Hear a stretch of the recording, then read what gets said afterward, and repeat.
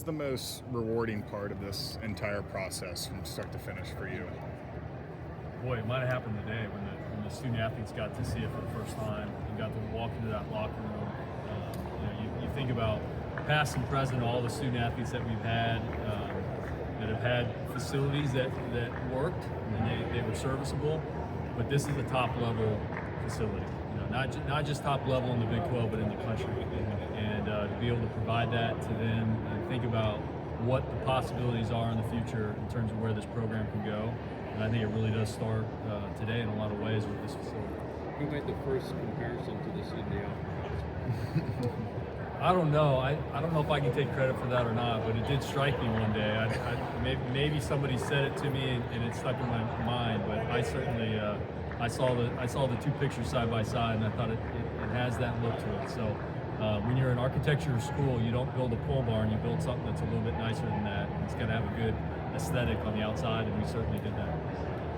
The speed at which this was built, is that common? Do you guys feel like you beat the timeline, or really proud of the way that this came together in 2 years? Very proud. A lot of work by a lot of people.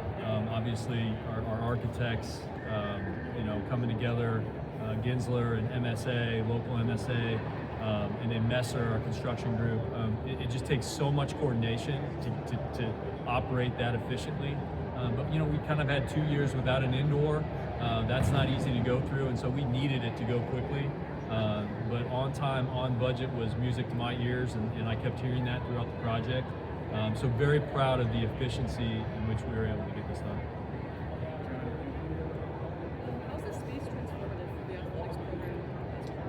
Yeah, I'm glad you asked that. It's not just a football building.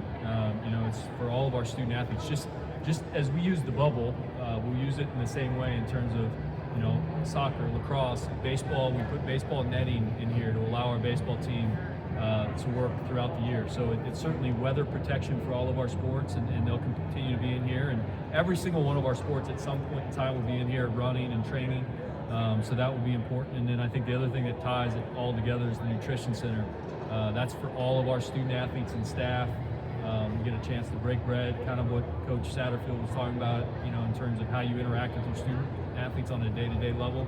Get to sit down with your student athletes and have a meal, fuel them the right way. That's going to be a game changer too for our entire department. So very, very excited about that. John, just speak to the importance of having a space like this. Talk about how competitive college athletics is continuing to become. The importance of having a space like this.